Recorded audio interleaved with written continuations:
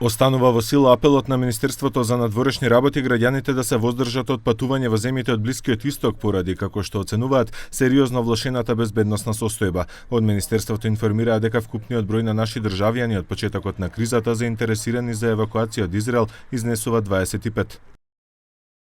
За утре е потврдена евакуација на 4 лица, односно едно семејство, мајка и 3 деца. Местата се обезбедени преку Израелското министерство за транспорт на Израел во рамки на организираните летови кои се користат за евакуација на странски државјани од Израел. Летот е планиран од Тел Авив до Атина. Од МНР дополнуваа дека се во постојана комуникација со државјаните кои се уште во регионот. Кризата ескалираше откако во војните дејствија меѓу Израел и Иран се приклучи и САД. Ваквиот потек на официјален Вашингтон беше поздравен и од дел од домашните партии.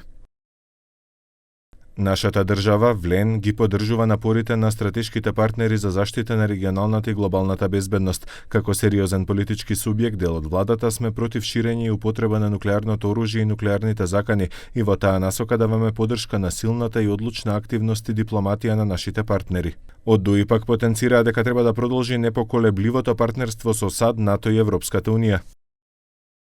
Демократската унија за интеграција изразува длабока загриженост за ескалацијата на ситуацијата на Блискиот Исток и ја поддржува координираната заложба на Соединетите Американски држави и нивните сојузници за спречување на ширењето на нуклеарното оружје во рацете на авторитарни режими.